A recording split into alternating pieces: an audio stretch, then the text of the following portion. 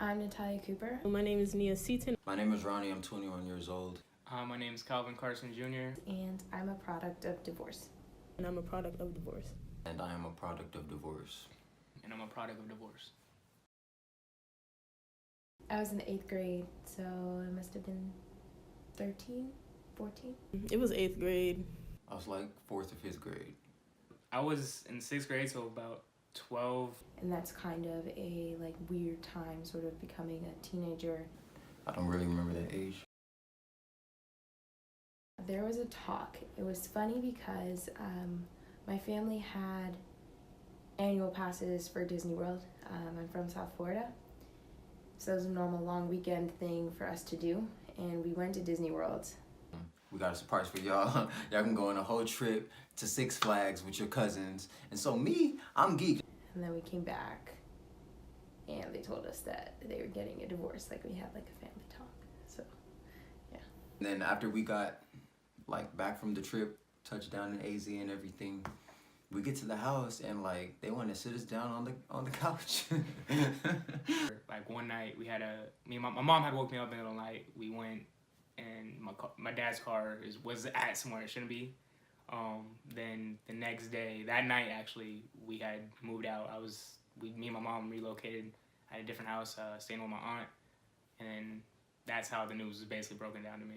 I was crying because they were arguing as I was leaving the house, and then they called me back inside the house. They were like, okay, we have to tell you something, we're getting a divorce. And so right before school, imagine being told your parents are getting a divorce and then having to go to school anyways and then breaking down and crying during art class. My home before the divorce was pretty normal, I want to say.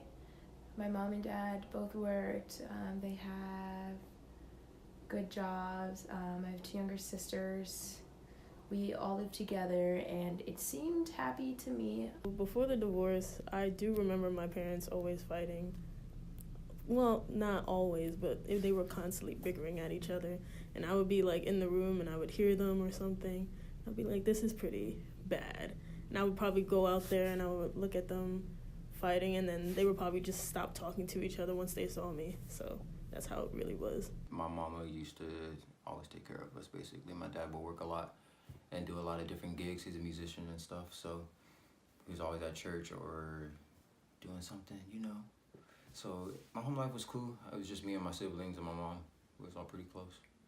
I don't really remember too much good times with them, I guess. I'm mostly, for the most part, I just remember them arguing.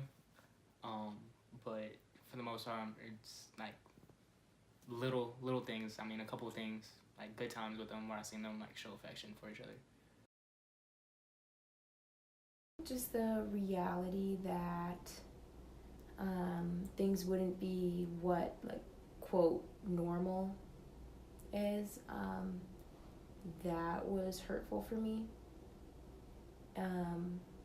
The custody thing too, the sleeping thing, was hurtful for me. It was my life was being disrupted, and I guess it has been. I see my family on both sides a little less because those sides can't come together. Knowing the whole situation, probably not even the whole situation, but knowing the situation to an extent, that was hurtful. So I feel they rushed into it, and they really were not prepared. I wish they didn't try to work it out as much as they did.